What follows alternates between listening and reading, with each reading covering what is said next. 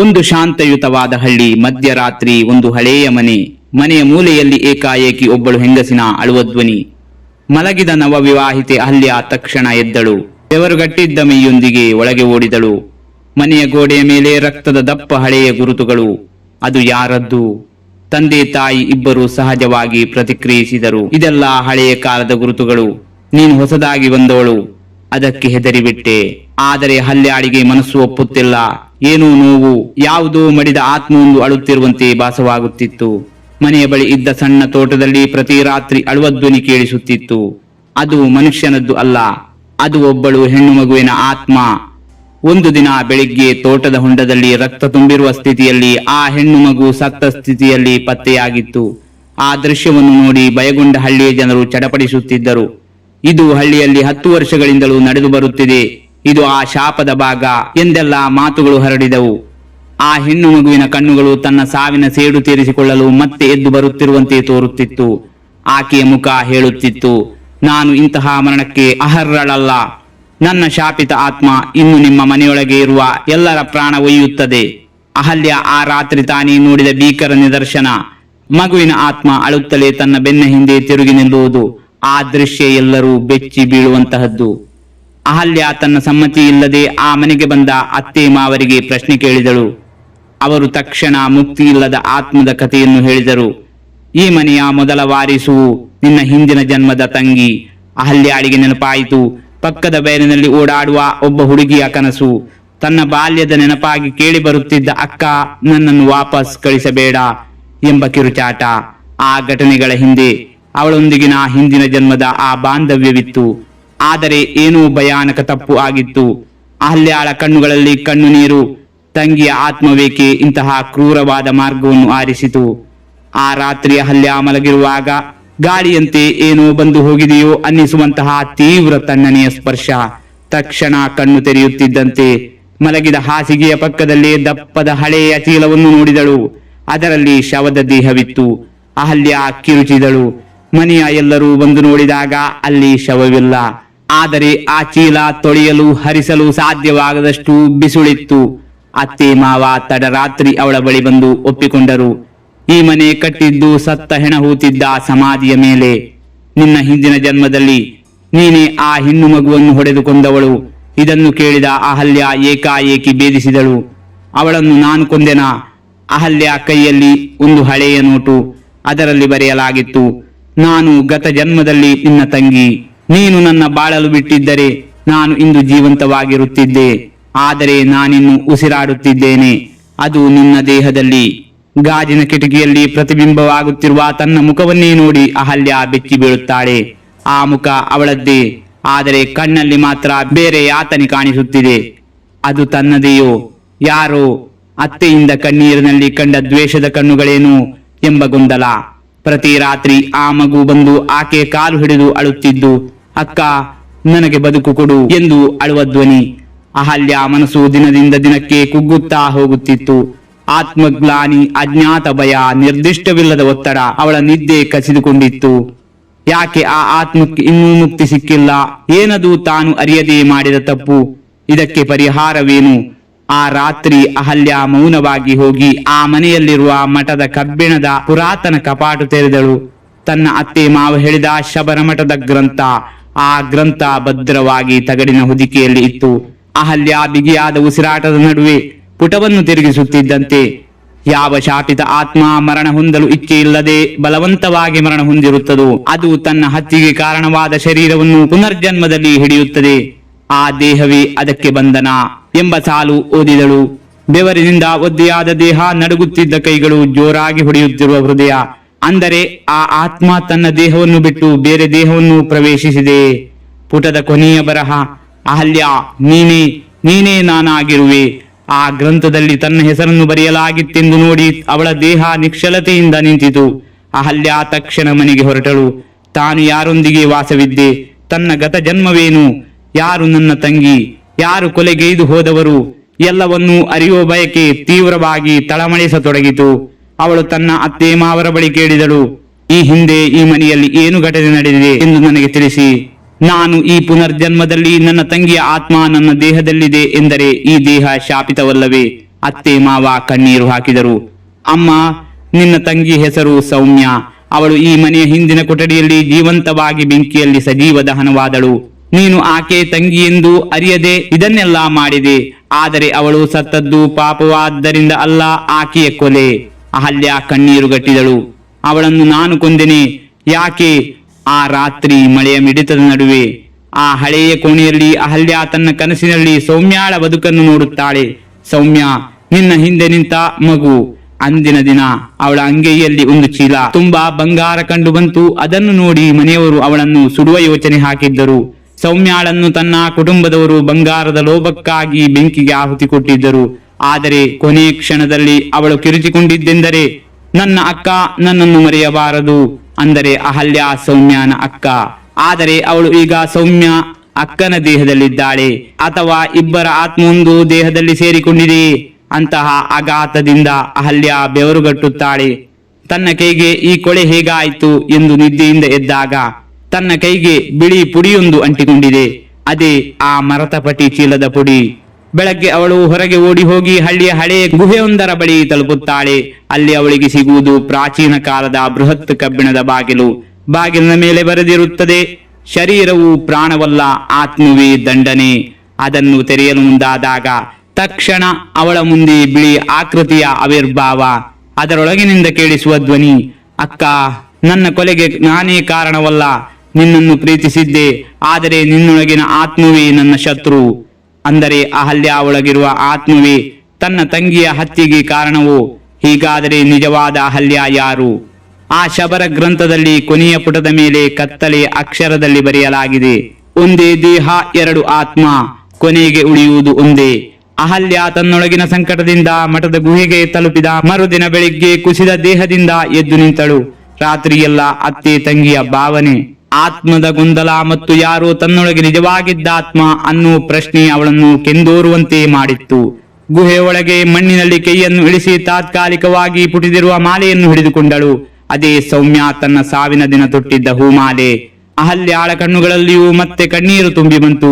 ನಾನು ನಿನ್ನ ಅಕ್ಕ ಸೌಮ್ಯ, ಆದರೆ ನನ್ನೊಳಗೆ ಯಾರ ಆತ್ಮವಿದೆ ಅನ್ನುವುದನ್ನು ನಾನು ಹೇಗೆ ಖಚಿತಪಡಿಸಿಕೊಳ್ಳಲಿ ಅಂದಳು ಅವಳ ಸ್ವಯಂ ಪ್ರಭೆಗೆ. ಅದಾಗಲೇ ಅವಳ ಬೆನ್ನು ಹಿಂದೆ ನಿರಾತ್ಮ ಬಿಳಿ ಮುಖದ ಯಮಲಾದ ಕಣ್ಣಿನ ಮಾಯಾತ್ಮವೊಂದು ಆಕೆಯ ಮೇಲೆ ಬಿದ್ದು ತೀವ್ರ ರೋದನೆ ಮಾಡಿತು. ಇನ್ನೂ ನನ್ನ ಶವ ಉಳಿದಿದೆ, ನನ್ನ ಕೊಲೆಯ ನಿಜ ಇನ್ನೂ ಮಣ್ಣಿನಲ್ಲಿ ಮೌನವಾಗಿದೆ. ಅಹಲ್ಯ ಬೆಚ್ಚಿ ಬಿದ್ದು ಓಡಿದಳು. ಗುಹೆಯ ತಳದಲ್ಲಿ ಒಣ ಮರದ ಬುಡದ ಕೆಳಗಿನಿಂದ ಒಂದು ಶವ ಕಂಡು ಬಂತು. ಅದು ಸೌಮ್ಯನ ಶವವೇ, ಇಲ್ಲವೆಂದರೆ ಮತ್ತೊಬ್ಬನದ್ದು. ಶವದ ತಲೆಯ ಮೇಲೆ ಜೋಳದ ಎಲೆ ಎಳೆದು ಹಾಕಿದಾಗ ಅವಳು ನೋಡಿ ಬೆಚ್ಚಿ ಬೀಳುತ್ತಾಳೆ. ಅದು ತನ್ನ ಮುಖದಂತೆ ಮುಖ ಹೋಲುತ್ತಿದ್ದ ಶವ. ಆ ಶವದ ಕೈಯಲ್ಲಿ ಕಾಗದ. ಆ ಕಾಗದದಲ್ಲಿ ಬರೆಯಲಾಗಿತ್ತು, ನನ್ನ ದೇಹವನ್ನು ತಾನೇ ಬಂದಿಯಾಗಿರುವವಳಿಗೆ ಮುಕ್ತಿ ಇಲ್ಲ, ನನ್ನ ರಕ್ತದಲ್ಲಿ ಅವಳ ಆತ್ಮ. ಅಹಲ್ಯ ನಿಶ್ಚಯವಾಗಿ ತಾನು ನೋಡುವುದಕ್ಕೂ ಭಯಪಡುವುದಕ್ಕೂ ಗಂಭೀರ ಸ್ಥಿತಿಗೆ ತಲುಪಿದ್ದಳು. ಶವದ ಮುಖ ತನ್ನಂತಿರುವುದು, ತನ್ನ ದೇಹವೇ ಈ ಆತ್ಮದ ಬಂಧನವೆಂಬ ಸಂಕೇತಗಳು ಹಳ್ಳಿಯವರೆಲ್ಲ ಸುಳ್ಳು ಹೇಳುತ್ತಿರುವಂತೆ ಕಾಣಿಸುತ್ತದೆ. ಅಹಲ್ಯ ತಕ್ಷಣವೇ ಮಠದ ಹಿರಿಯ ಸಾಧುವನ್ನು ಭೇಟಿ ಮಾಡಿದಳು. ಅವರು ಕಣ್ಣು ಮುಚ್ಚಿಕೊಂಡು ಹೇಳಿದರು, ನೀನು ಎರಡು ಆತ್ಮಗಳ ಭಂಡಾರ. ಗತ ಜನ್ಮದಲ್ಲಿ ನೀನು ತಾನೇ ನಿನ್ನ ತಂಗಿಯ ಕೊಲೆಗೆ ಕಾರಣವಾದೆ, ಆದರೆ ಈ ಜನ್ಮದಲ್ಲಿ ಆ ಆತ್ಮ ನಿನ್ನೊಳಗೆ ಸೇರಿದೆ. ಶರಭ ಮಠದಲ್ಲಿ ಆಕೆ ಆತ್ಮ ಶಾಪವಾಗಿ ಉಳಿದುಕೊಂಡಿದೆ. ಅಹಲ್ಯ ಕೋಪಗೊಂಡಳು. ನಾನು ಯಾವ ಕೃತ್ಯ ಮಾಡದಿದ್ದರೂ ಆಕೆ ನನ್ನೊಳಗಿರುವ ಕಾರಣ ನಾನು ಶಾಪಗ್ರಸ್ತಳಾಗಬೇಕೆ? ಈ ನಿಯಮವೇನು ಎಂದು ಬೆಚ್ಚಿ ಬೆಂಕಿಯಂತೆ ತಪಿತಗೊಂಡಳು. ಆದರೆ ಉತ್ತರ ಸಿಕ್ಕಿದ್ದು, ನೀನು ನಿನ್ನೊಳಗಿನ ಆತ್ಮವನ್ನು ನೋಡಬೇಕಾದರೆ ನೀನು ನಿನ್ನ ಜೀವನವನ್ನು ತ್ಯಜಿಸಬೇಕು. ಅಹಲ್ಯ ತನ್ನ ಕೊನೆಯ ನಿರ್ಧಾರವನ್ನು ತೆಗೆದುಕೊಂಡಳು. ಆತ್ಮವನ್ನು ಹೊರತೆಗೆಯಬೇಕಾದರೆ ಮರಣವೇ ಮಾರ್ಗವಂತೆ. ಶಬರ ಮಠದ ಒಳಗಿನ ಸಪ್ತ ಗಂಟೆ ಧ್ವನಿಸದ ಕೋಣೆಗೆ ಹೋಗಿ ಹೃದಯ ಭೇದಕ ಮಂತ್ರವನ್ನು ಉಚ್ಚರಿಸಿದಳು. ಆ ಕ್ಷಣ ಮಠದ ಒಳಗಿನಿಂದ ಬಿಳಿಯ ಶಕ್ತಿಯೊಂದು ಅಹಲ್ಯಾಳ ದೇಹದಿಂದ ಹೊರಬಂತು. ಆ ಶಕ್ತಿ ಪಿಶಾಚಿಯಂತೆ ಆಕೆಯ ಮುಖದ ಮುಂದೆ ಮುತ್ತಿಗೆ ಹಾಕಿತು. ಅದರ ಕಣ್ಣುಗಳಲ್ಲಿ ಕ್ರೂರ ಬಿಳಿ ಹೊಳೆಯುತ್ತಿತ್ತು. ಆ ಆತ್ಮ ನಗುತ್ತಾ ಹೇಳುತ್ತದೆ, ನಿನ್ನೊಳಗೆ ನಾನಿದ್ದೆ, ಆದರೆ ಇನ್ನು ಮುಂದೆ ನಾನು ಸಂಪೂರ್ಣ ನಿನ್ನ ವಶವಲ್ಲ. ನಿನ್ನ ದೇಹ ನನ್ನದು. ಈ ಅಘಾತದ ದೃಶ್ಯವನ್ನು ನೋಡಿದ ಅಹಲ್ಯ ಕಿರುಚುತ್ತಾಳೆ, ಅಂದರೆ ನಾನು ಈಗ ಯಾರ ದೇಹದಲ್ಲಿ? ಆಗ ತಿರುಗಿ ನಿಂತ ಆ ಪಿಶಾಚಾತ್ಮ ಹೇಳುತ್ತದೆ, ನೀನು ಈ ಶರಭ ಮಠದ ಶಾಪದ ಭಾಗ. ನಿನ್ನ ಮುಕ್ತಿ ನಿನ್ನ ಕೊನೆಯ ಶ್ವಾಸದ ಒಳಗೆ ಕುಳಿತುಕೊಂಡಿದೆ. ಆದರೆ ನಿನ್ನ ದೇಹದೊಳಗೆ ಮರೆಮಾಚಿದ ಮೂರನೇ ಆತ್ಮ ಪತ್ತೆ ಎಲ್ಲಿ ಮಾಡಬೇಕು ಎಂದು ಗೊತ್ತಾಗುತ್ತಿಲ್ಲ ಅಲ್ಲವೇ? ಅಹಲ್ಯ ಬೆಚ್ಚಿ ಬೀಳುತ್ತಾಳೆ. ಮೂರನೇ ಆತ್ಮ ಆ ಪಿಶಾಚಿ ಶಮಿತ ನಗೆಯೊಂದಿಗೆ ಉತ್ತರಿಸುತ್ತದೆ, ಹೌದು, ನಿನ್ನೊಳಗೆ ಇನ್ನೊಬ್ಬನು ಇದ್ದಾನೆ. ನಿನ್ನ ಜೊತೆಗೆ ಕೊಲೆಗೆ ಭಾಗಿಯಾಗಿದ್ದ ನಿನ್ನ ಪ್ರಿಯತಮ. ಅಂದರೆ ಈ ಶರೀರದಲ್ಲಿ ಇವಳ ತಂಗಿಯ ಆತ್ಮವಿಲ್ಲ, ಇವಳ ಆತ್ಮವಿಲ್ಲ, ಇವಳ ಪ್ರಿಯತಮನ ಆತ್ಮವಿದೆಯೇ? ಅಹಲ್ಯ ಮಠದ ಅಂತ್ಯದ ಕೋಣೆಯಲ್ಲಿ ಕುಳಿತಿದ್ದಳು. ಮಠದ ಇಳಿವಯಸ್ಸಿನ ಮಠಾಧಿಪತಿಗಳು ಆಕೆಯ ಮುಂದೆ ಕಣ್ಣು ಮುಚ್ಚಿ ಜಪ ಮಾಡುತ್ತಿದ್ದರು. ಆಕೆ ಭಾವನಾತ್ಮಕವಾಗಿ ಕುಸಿದು ಪತ್ತೆ ಹಚ್ಚಿಕೊಳ್ಳುತ್ತಿದ್ದಳು. ನಾನು, ನನ್ನ ತಂಗಿ ಸೌಮ್ಯ, ನನ್ನ ಪ್ರೇಮಿ ಅರವಿಂದ್, ನಾನೇ. ಯಾರ ಆತ್ಮ ನನ್ನೊಳಗೆ ಇದೆ? ಆ ಆತ್ಮದ ಆಟವಾಡುವ ನಗು, ಆ ಗಂಡಸಿನ ಪ್ರೀತಿಯ ಕಾಳಜಿ ಹಾಗೂ ತಂಗಿಯ ಆತ್ಮದ ಪ್ರಚಂಡ ರಾಗ ಎಲ್ಲವೂ ತಾನು ನಿಜವಾದವರಲ್ಲ ಎಂಬ ಬಲವಾದ ನೋವನ್ನು ಹುಟ್ಟಿಸಿತ್ತು. ಮಠದ ಮೌನ ದೀಪದ ಬೆಳಕಿನಲ್ಲಿ ಆಕೆ ತನ್ನ ಕೈ ಹಿಡಿದಿದ್ದ ಆತ್ಮದ ಅಪರಿಮಿತವಾದ ರೂಪವನ್ನು ನೋಡಿದಳು. ತನ್ನ ತಂಗಿಯದೋ, ತನ್ನ ಪ್ರಿಯತಮನದ್ದೋ, ಅಥವಾ ತನ್ನದೇ ಆತ್ಮವೋ ಅನ್ನುವುದು ಈಚೆಗೆ ಅವಳಿಗೆ ಗೊಂದಲದ ಪ್ರಶ್ನೆಯಾಗಿ ಉಳಿದಿತ್ತು. ಅದೇ ಸಮಯ ಮಠದ ಆಳಭಾಗದಿಂದ ಕೆಳಗೆ ಹೋದ ಗುಪ್ತ ದ್ವಾರವನ್ನು ತೆರೆದು ಹಳೆಯ ಸನ್ಯಾಸಿಯೊಬ್ಬ ಹೊರಬಂದರು. ಅವರು ತಕ್ಷಣವೇ ಅಹಲ್ಯಾಳ ಮುಖವನ್ನು ನೋಡುತ್ತಾ ಬೆಚ್ಚಿ ಬಿದ್ದರು. ಈ ಮುಖ, ಇದೇ ನಾನು 50 ವರ್ಷಗಳ ಹಿಂದೆ ಶಪಿಸಿದವಳ ಮುಖದ ಪ್ರತಿರೂಪ ಎಂದು ಬಡಬಡಿಸಿದರು. ಅವರು ಮಠದ ಒಳಗಿನ ಪ್ರಾಚೀನ ಗ್ರಂಥವೊಂದನ್ನು ತಂದು ನೋಡಿದರು.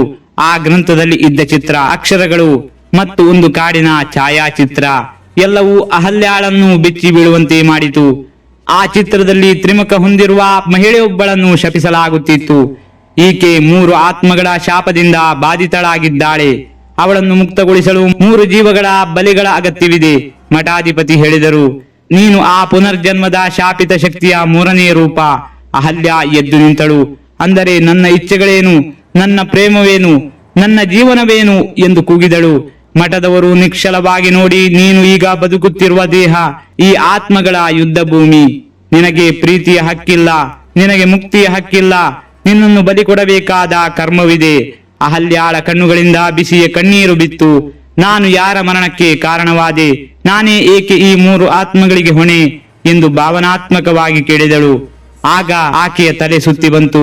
ಹೃದಯ ಭೇದಕ ಧ್ವನಿಯೊಂದು ಆಕೆಯೊಳಗಿನಿಂದ ಕೇಳಿಬಂತು, ನೀನೇ ನನ್ನ ಕೊಲೆ ಮಾಡಿದ್ದೆ. ನಾನು ನಿನ್ನ ಪ್ರೀತಿಸಿದ್ದೆ. ನಿನ್ನ ಪ್ರೇಮಿ ನಾನೇ.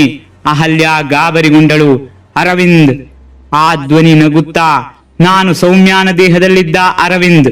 ನನ್ನ ಪ್ರೀತಿಗೆ ತಂಗಿ ಅಡ್ಡಿ ಇದ್ದಳು. ನಿನ್ನ ಕರ್ಮ ನಿನ್ನನ್ನು ನಾನಾಗಿಸಿತು. ಈ ಸತ್ಯ ಕೇಳುತ್ತಿದ್ದಂತೆಯೇ ಅಹಲ್ಯ ಮೈ ನಡುಗಿತು. ನಾನು ನನ್ನ ಪ್ರೀತಿಗಾಗಿ ನನ್ನ ತಂಗಿಯನ್ನು ಕೊಂದೆನಾ ಎಂದು ಕೇಳಿದಳು. ಆ ಕ್ಷಣ ಮಠದ ಒಳಗಿನ ಗರ್ಭಗುಡಿಯಿಂದ ಭೀಕರ ಅಲೆಗಳಂತೆ ಗಾಳಿ ಬೀಸತೊಡಗಿತು. ನೆಲ ಕಂಪಿಸಿತು. ಪೀಠದ ಮೇಲೆ ಇದ್ದ ಹಳೆಯ ನಗಮಾಣಿಕ್ಯ ತೇಲಿ ಬಂತು. ಆ ಮಾಣಿಕ್ಯದ ಒಳಗೆ ಮೂಡಿದ್ದಳು ತ್ರಿಮುಖಿ ದೇವತೆ.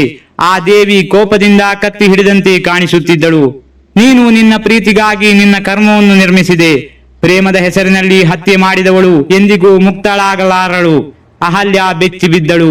ಆ ದೇವಿಯ ಮುಖಗಳಲ್ಲಿ ಒಮ್ಮೆ ಅವಳ ತಂಗಿಯದು, ಮತ್ತೊಮ್ಮೆ ಅವಳ ಪ್ರಿಯತಮನದ್ದು, 3ನೆಯದು ತನ್ನದೇ ಆದ ಮುಖವು ಕಾಣಿಸುತ್ತಿತ್ತು. ಆ ಆತ್ಮದ ಬಾಯಿಂದ ಹೊರಬಂದ ಧ್ವನಿ, ಈ ದೇಹ ಈಗ ತ್ರಯದ ತಪಸ್ಸಿನಿಂದ ರೂಪಿತ. ಆದರೆ ಇನ್ನೂ ಒಂದಷ್ಟು ರಕ್ತ ಹರಿಸಿದರೆ ಈ 3 ಆತ್ಮಗಳು ಒಟ್ಟಾಗಿ ಪಿಶಾಚಿಯಾಗಬಹುದು. ಅಹಲ್ಯ ತಕ್ಷಣವೇ ಹೇಳಿದಳು, ಯಾವ ರಕ್ತ? ಆ ಧ್ವನಿ ನಗುತ್ತಾ, ನಿನ್ನ ಅಜ್ಞಾನಿ ತಂದೆ ಮಾಡಿದ ಒಂದು ಕರ್ಮ, ಅವನ ರಕ್ತವೇ ಎಲ್ಲದಕ್ಕೂ ಉತ್ತರ. ಆಗ ಅಹಲ್ಯಾಳ ಮನಸ್ಸು ನಡುಗುತ್ತದೆ. ಅವಳ ತಂದೆ, ಅಜ್ಜನು ಯಾರು ನಿಜವಾಗಿಯೂ? ಅವರು ಏನು ಮಾಡಿದ್ದರು? ಏಕೆ ಈ ಶಾಪ ಅವಳ ಜೀವನವನ್ನೇ ಆಹುತಿಗೊಳಿಸುತ್ತಿದೆ? ಅಹಲ್ಯ ಮಠದಿಂದ ಹೊರಬಂದು ತನ್ನ ಮನೆಯಲ್ಲಿ ಕುಳಿತಿದ್ದಳು. ಮನಸ್ಸಿನಲ್ಲಿ ತಂಗಿ ಸೌಮ್ಯ, ಪ್ರಿಯತಮ ಅರವಿಂದ್ ಮತ್ತು ತನ್ನ ಆತ್ಮದ ಬಗ್ಗೆ ಗೊಂದಲ. ಆಕೆ ಅಜ್ಜನ ಮರಣಪತ್ರದ ಬಗ್ಗೆ ಕೇಳಿದ ನಂತರ ಅವಳ ಮನಸ್ಸು ಭಾವನಾತ್ಮಕವಾಗಿ ತುಂಬಿತು. ಅಜ್ಜನ ಪಾಪವೇ ಈ ಶಾಪಕ್ಕೆ ಕಾರಣವೇ ಎಂಬ ಪ್ರಶ್ನೆ ಅವಳನ್ನು ಕಾಡುತ್ತಿತ್ತು. ಅಹಲ್ಯ ತನ್ನ ಮನೆಯ ಹಳೆಯ ತಳಪತ್ರಗಳ ನಡುವೆ ಅಜ್ಜನ ಮರಣಪತ್ರವನ್ನು ಹುಡುಕುತ್ತಾಳೆ. ಅವಳು ಪತ್ತೆ ಹಚ್ಚಿದ ಪತ್ರದಲ್ಲಿ ಅಜ್ಜನು ತನ್ನ ಪಾಪದ ಬಗ್ಗೆ ಉಲ್ಲೇಖಿಸಿದ್ದಾನೆ. ನಾನು ನನ್ನ ಮಗನನ್ನು ಶಾಪಿತ ಸ್ಥಳದಲ್ಲಿ ಬಲಿಕೊಟ್ಟೆ. ಈ ಪಾಪ ನನ್ನ ಕುಟುಂಬವನ್ನು ಶಾಪಿತ ಮಾಡಿತು. ಈ ಬರಹವನ್ನು ಓದಿದ ಅಹಲ್ಯ ಬೆಚ್ಚಿ ಬೀಳುತ್ತಾಳೆ. ತನ್ನ ತಂದೆ ಬಲಿಯಾಗಿದ್ದರೆ ನಾನು ಈ ಶಾಪದಿಂದ ಹೇಗೆ ಮುಕ್ತವಾಗಬಹುದು ಎಂಬ ಪ್ರಶ್ನೆ ಅವಳನ್ನು ಕಾಡುತ್ತದೆ. ಅಹಲ್ಯ ಮಠಕ್ಕೆ ಮರಳಿ ಮಠಾಧಿಪತಿಯನ್ನು ಭೇಟಿಯಾಗಿ ಅಜ್ಜನ ಪಾಪದ ಬಗ್ಗೆ ಕೇಳುತ್ತಾಳೆ. ಮಠಾಧಿಪತಿ ತೀವ್ರವಾಗಿ ಉತ್ತರಿಸುತ್ತಾರೆ, ನಿನ್ನ ಅಜ್ಜನು ಮಾಡಿದ ಪಾಪದ ಫಲವೇ ಈ ಶಾಪ. ನಿನ್ನ ತಂದೆಯ ಬಲಿಯು ಈ ಶಾಪವನ್ನು ಹುಟ್ಟಿಸಿದೆ. ಅಹಲ್ಯ ಕೋಪದಿಂದ ತಾನು ಏಕೆ ಈ ಪಾಪದ ಫಲವನ್ನು ಅನುಭವಿಸಬೇಕು ಎಂದು ಪ್ರಶ್ನಿಸುತ್ತಾಳೆ. ಅವಳ ಕಣ್ಣೀರು ಹರಿದು ಆಕ್ರೋಶದಿಂದ ಮಾತುಗಳನ್ನು ಹೊರಹಾಕುತ್ತಾಳೆ.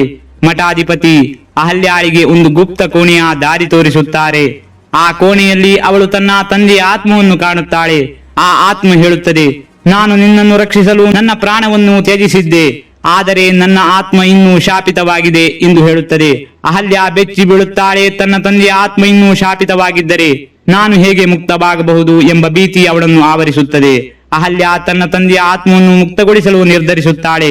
ಆದರೆ ಮಠಾಧಿಪತಿ ಹೇಳುತ್ತಾರೆ, ನಿನ್ನ ತಂದೆಯ ಆತ್ಮವನ್ನು ಮುಕ್ತಗೊಳಿಸಲು ನಿನ್ನ ತಂಗಿಯ ಆತ್ಮವನ್ನು ಶಾಂತಗೊಳಿಸಬೇಕು. ಅಹಲ್ಯ ಗಾಬರಿಗೊಳ್ಳುತ್ತಾಳೆ. ತನ್ನ ತಂಗಿಯ ಆತ್ಮವನ್ನು ಶಾಂತಗೊಳಿಸಲು ನಾನು ಏನು ಮಾಡಬೇಕು ಎಂಬ ಪ್ರಶ್ನೆ ಅವಳನ್ನು ಕಾಡುತ್ತದೆ. ಅಹಲ್ಯ ತನ್ನ ತಂಗಿ ಸೌಮ್ಯನ ಆತ್ಮವನ್ನು ಶಾಂತಗೊಳಿಸಬೇಕೆಂಬ ಉದ್ದೇಶದಿಂದ ತಾಯಿಯ ನೆನಪು ತುಂಬಿ ಕಣ್ಣೀರು ಹಾಕುತ್ತಾಳೆ. ಸೌಮ್ಯ ನನಗೆ ದುಷ್ಟಳಾಗಿ ಕಾಣುತ್ತಿದ್ದಳು, ಆದರೆ ಅವಳ ಒಳಗಿನ ನೋವು ನನಗೆ ತಿಳಿಯಲಿಲ್ಲ ಎಂದು ಆಕೆ ಮನಃಪೂರ್ವಕವಾಗಿ ಅನುಕಂಪವನ್ನು ವ್ಯಕ್ತಪಡಿಸುತ್ತಾಳೆ.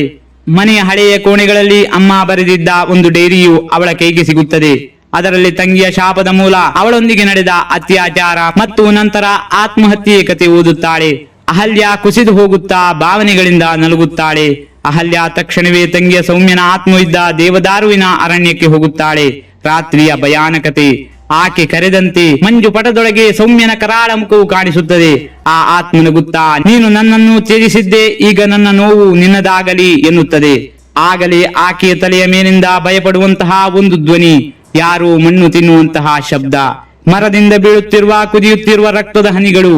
ಆ ರಾತ್ರಿ ಅಹಲ್ಯ ಜೀವಂತವಾಗಿರುತ್ತಾಳೆಯೇ ಎಂಬುದೇ ಒಂದು ಯಕ್ಷ ಪ್ರಶ್ನೆ. ಭಯಗೊಂಡ ಅಹಲ್ಯ ನೆಲಕ್ಕೆ ಬಿದ್ದು ಸೌಮ್ಯಾಳ ಆತ್ಮವನ್ನು ಕೇಳುತ್ತಾಳೆ, ನಿನ್ನ ಜೊತೆಗೆ ನಡೆದ ದುಷ್ಕರ್ಮಗಳಿಗೆ ನಾನು ಕಾರಣವಲ್ಲ, ಆದರೆ ನಿನ್ನ ವೇದನೆಯು ನನ್ನದೇ. ಆಕೆ ಕೈ ಜೋಡಿಸಿ ಕ್ಷಮೆಯನ್ನು ಯಾಚಿಸುತ್ತಾಳೆ. ಆ ಕ್ಷಣ ಆ ಆತ್ಮದ ಮುಖದಲ್ಲೊಂದು ಬದಲಾವಣೆ ಕಾಣಿಸುತ್ತದೆ. ಕಣ್ಣೀರಿನ ಹರಿವು ನಿಲ್ಲದ ಅಹಲ್ಯ ತನ್ನ ರಕ್ತವನ್ನು ಶುದ್ಧ ನೀರಿನಲ್ಲಿ ಬೆರೆಸಿ ತಂಗಿಯ ಸಮಾಧಿಗೆ ಅರ್ಪಿಸುತ್ತಾಳೆ, ನಿಷ್ಕಳಂಕ ಪ್ರೀತಿಯ ಸಂಕೇತವಾಗಿ. ಆ ಶುದ್ಧ ಪ್ರೀತಿಯ ಬಲದಿಂದ ಸೌಮ್ಯಾನ ಆತ್ಮ ಕರಾಳ ಮುಖದಿಂದ ಶಾಂತವಾದ ತೇಜಸ್ಸಿಗೆ ಬದಲಾಗುತ್ತದೆ. ಅಕ್ಕ, ನಿನ್ನ ಪ್ರೀತಿಯಿಂದ ನಾನು ಮುಕ್ತಳಾಗುತ್ತಿದ್ದೇನೆ ಎಂಬ ಧ್ವನಿ ಆಕಾಶದಲ್ಲಿ ಪ್ರತಿಧ್ವನಿಸುತ್ತದೆ. ಆ ಕ್ಷಣ ಸಿಡಿಲಂತೆ ಬೆಳಕು ಹಾರಿ ಆ ಅರಣ್ಯದಲ್ಲಿ ಬಿದ್ದ ಎಲ್ಲಾ ಶಾಪಿತ ಆತ್ಮಗಳು ಸಹ ಆ ಜ್ಯೋತಿಯೊಂದಿಗೆ ಮುಕ್ತಗೊಳ್ಳುತ್ತವೆ. ಅಹಲ್ಯ ಅಳುತ್ತಾ ನೋಡಿ ಅಚ್ಚರಿಯಿಂದ ಕುಳಿತು ಬಿಡುತ್ತಾಳೆ.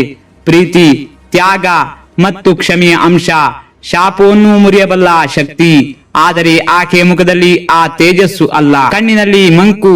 ಶಾಪ ಮುಕ್ತವಾದ ತಕ್ಷಣ ಆ ದೇವದಾರುವಿನ ಅರಣ್ಯದಲ್ಲಿ ಇನ್ನೊಂದು ಆತ್ಮ ಎದ್ದು ಬರುತ್ತದೆ. ಅಹಲ್ಯ ಸ್ವತಃ ಅವಳ ಜೀವದಾನ ಮಾಡಿ ತಂಗಿಗೆ ಮುಕ್ತಿ ಕೊಟ್ಟರೂ ತನ್ನ ಪಾಪದ ಗುರಿಯನ್ನು ದಾಟಲಿಲ್ಲ. ಪಾಪ ತಾನು ಮಾಡದಿದ್ದರೂ ಸಹ ತನ್ನ ಅಜ್ಜನ ಗತಕರ್ಮ ಮತ್ತು ಆತ್ಮ ವಿರೋಧದ ಭಾವನೆಗಳು ಅವಳನ್ನು ಬಂಧಿಸಿದ್ದವು. ಕೊನೆಗೆ ಆಕೆಯ ಆತ್ಮವು ಅರಣ್ಯದಲ್ಲಿಯೇ ಸುತ್ತಾಡುತ್ತಾ ಇನ್ನೊಂದು ನಿರಪರಾಧಿ ಜೀವವನ್ನು ಹುಡುಕಲು ಆರಂಭಿಸುತ್ತದೆ. ಈ ಜಗತ್ತಿನಲ್ಲಿ ನಾವು ಮಾಡುವ ಪಾಪವಷ್ಟೇ ಅಲ್ಲ, ಮಾಡದ ಕಾರ್ಯಗಳ ಕಾರಣದಿಂದ ಉಂಟಾಗುವ ತೊಂದರೆಗೂ ನಾವು ಹೊಣೆ. ಮೌನವಾಗಿದ್ದರೆ ಸಾಕು, ಅದು ಬಲಾತ್ಕಾರಕ್ಕಿಂತಲೂ ಗಂಭೀರವಾದ ಪಾಪವಾಗಬಹುದು.